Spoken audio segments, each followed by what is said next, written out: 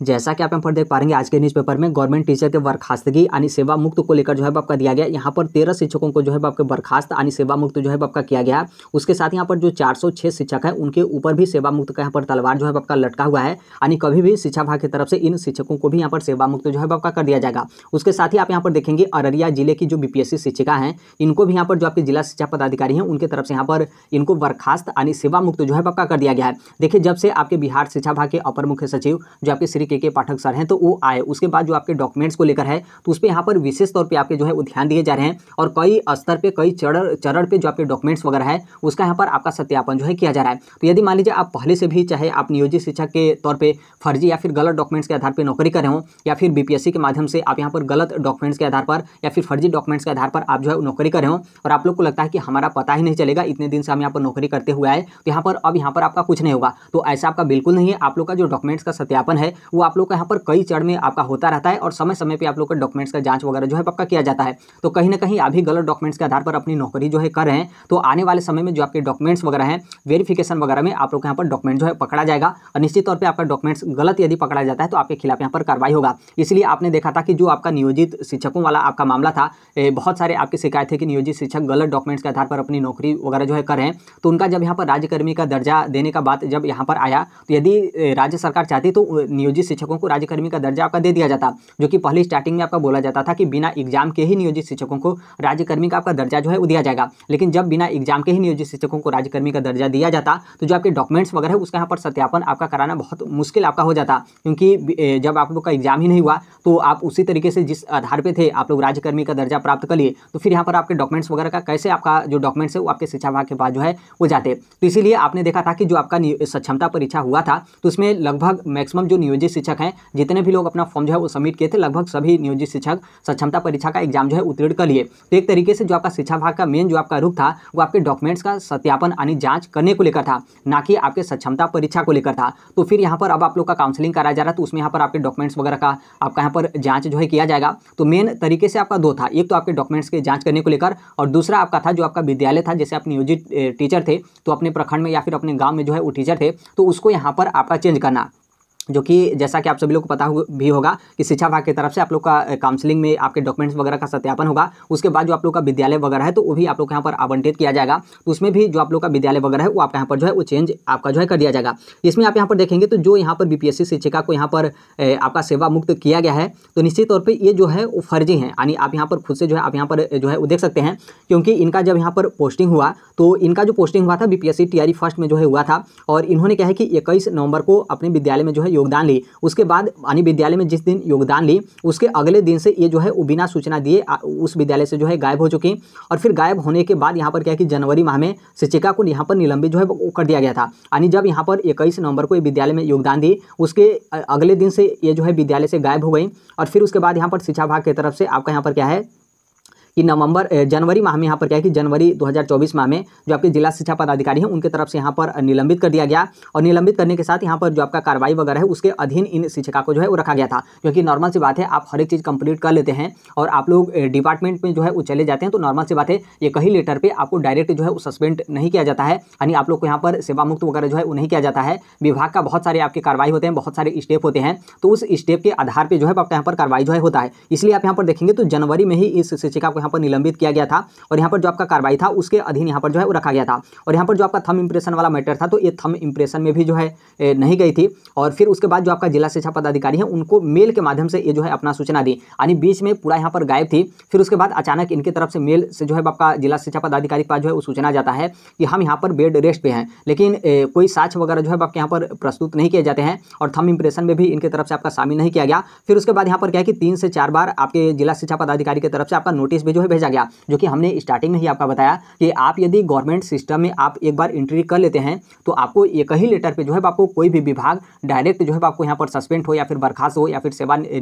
मुक्त हो आपका यहाँ पर नहीं करता है। तो 3 से 4 बार इनको जो है नोटिस भी भेजा गया कि आप आकर अपना थंब इंप्रेशन जो है मैच करा लीजिए, आप यहाँ पर आइए अपना ज्वाइनिंग कर लीजिए, फलाने ढिमकानी स्पष्टीकरण वगैरह जो है आपका मांगा गया, लेकिन उसके बाद भी कुछ भी यहाँ पर आपका नहीं हुआ। तो यहाँ पर जो आपके जिला शिक्षा पदाधिकारी हैं उनके तरफ से इनको यहाँ पर बर्खास्त यानी सेवा मुक्त जो है आपका कर दिया गया। तो ये अररिया जिले में इनका पोस्टिंग था और बीपीएससी टीआरई फर्स्ट के माध्यम से इनका यहाँ पर चयन हुआ था। ये कुछ भी विद्यालय में योगदान वगैरह जो है वो कर ली, लेकिन उसके बाद से विद्यालय वगैरह छोड़ के जो है वो भाग गए।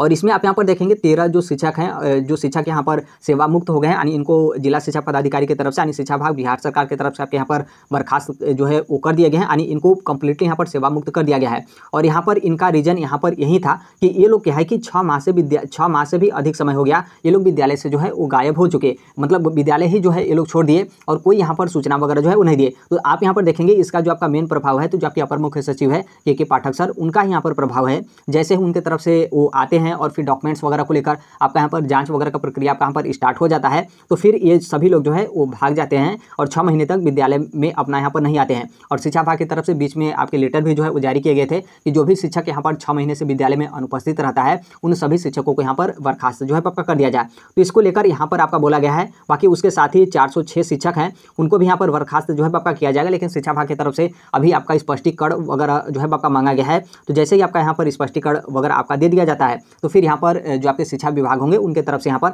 406 शिक्षकों के ऊपर यहाँ पर जो भी यहाँ पर उचित कार्रवाई हो या फिर जो भी XYZ है वो आपके यहाँ पर जो है किया जाएगा। यहाँ पर आप देखेंगे तो यहाँ पर आपके नाम जो है वो दिए गए हैं कि किस जिले से कितने शिक्षक हैं और किस तरीके से आपका मामला है, तो यहाँ पर आपका दिया गया है। और इसमें भी आप देखेंगे आज के न्यूज़पेपर में तो यहाँ पर भी आपका वही दिया गया है कि 13 शिक्षकों को यहाँ पर बर्खास्त किया गया और 406 जो शिक्षक हैं उनके ऊपर यहाँ पर बर्खास्तगी की तलवार जो है वो यहाँ पर आपकी लटकी हुई है, यानी कभी भी इन शिक्षकों को भी यहाँ पर जो है आपके शिक्षा विभाग की तरफ से आपके बर्खास्त जो है वो कर दिए जाएंगे। तो एक तरीके से देखेंगे तो इसमें जो आपका मेन रोल हो या फिर जो आपकी अहम भूमिका है, जो आपके अपर मुख्य सचिव हैं श्री के पाठक सर, उनका यहाँ पर जो है आपका मेन अहम भूमिका है। क्योंकि आपने बीच में भी देखा था कि जो नियोजित शिक्षकों की बहाली हुई थी तो बहुत सारे नियोजित शिक्षक ऐसे थे जिनका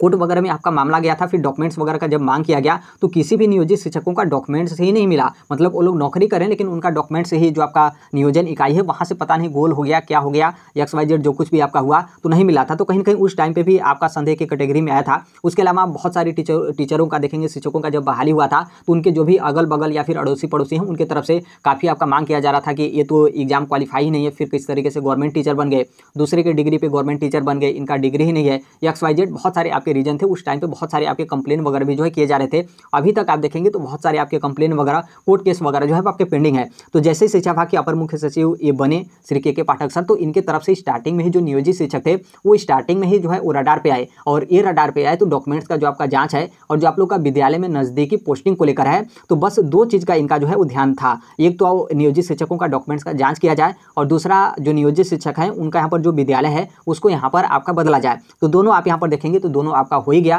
क्योंकि सक्षमता परीक्षा जो नियोजित शिक्षक दिए उनके यहाँ पर डॉक्यूमेंट्स का जांच किया जाएगा और फिर जांच करने के बाद उनका विद्यालय भी है वो भी यहाँ पर जो है वो चेंज कर दिया जाएगा। और जो नियोजित शिक्षक सक्षमता परीक्षा का फॉर्म सबमिट नहीं किए हैं फिर से दोबारा आएगा तो शायद उसमें जो है अपना फॉर्म जो है वो सबमिट करें। यदि फॉर्म सबमिट भी नहीं करते हैं तो भी उन शिक्षकों का भी जो आपके डॉक्यूमेंट्स वगैरह हैं उसका सत्यापन आपका जिला शिक्षा पदाधिकारी के माध्यम से सूचना वगैरह आपको दे दिया जाएगा। तो उनका भी यहाँ पर डॉक्यूमेंट्स वगैरह का जाँच जो है आपका किया जाएगा। इसको लेकर यहाँ पर शिकायत को लेकर जो आपका डिग्री को लेकर है कि बहुत सारे लोग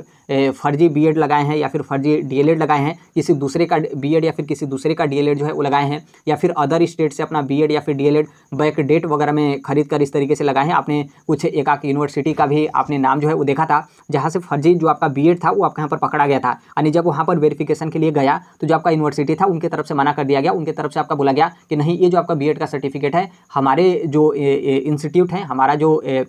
बोर्ड है, हमारा जो कॉलेज है वहाँ से आपका जो है वो नहीं जारी किया गया है। उसके साथ ही यहाँ पर सबसे बड़ा जो आपका शिकायत है वो आपके यहाँ पर सीटेट को लेकर है। और जो कि आपने जो आपका सक्षमता परीक्षा का एग्जाम होने वाला था उसके पहले भी आपने सीटेट का सबसे मैटर ज़्यादा देखा था। फिर उसके बाद जो आपका बीटेट और एसटीटी का 1-2 मैटर था, लेकिन सीटेट का बहुत सारा आपका मैटर था। यानी एक ही सीटेट के रिजल्ट पर बहुत सारे अलग अलग जिले में बहुत सारे शिक्षक हैं अपनी नौकरी जो है कर रहे हैं। और सीटेट को लेकर बहुत सारे जो बिहार के जो शिक्षक अभ्यर्थी हैं उनके तरफ से कई बार आपका मांग किया गया था कि बहुत सारे लोग सीटेट एडिट करके लगा दिए, किसी दूसरे का सीटेट के आधार पर वो लोग अपना नौकरी जो है करें। तो ये सभी आपका यहाँ पर जांच जो है किया जाएगा। दूसरे के डिग्री के आधार पर भी बहुत सारे लोग इस तरीके से नौकरी करें कि उनका अपने भाई का डिग्री है, अपने भाई की डिग्री पर नौकरी करें, अपने रिश्तेदार का नौकरी, अपने रिश्तेदार के नौकरी पे मतलब डिग्री पे नौकरी करें, या फिर किसी साइबर कैफे या फिर कंप्यूटर पे किसी का डिग्री देखे तो उसी डिग्री पे उसका नाम मिटाकर अपना नाम जो है वो चढ़ाकर और सेम टू सेम जिस तरीके से आपका रिजल्ट वगैरह रहता है उस तरीके का प्रिंट निकालकर वो अपना बहाली में अपना फॉर्म जो है वो सबमिट किया और उनका चयन हो गया। और फिर आज तक वो सभी लोग यहाँ पर जो है नौकरी करें। तो इस तरीके से जितने भी लोग अपना गलत डॉक्यूमेंट्स के आधार पर जो है नौकरी कर रहे हैं,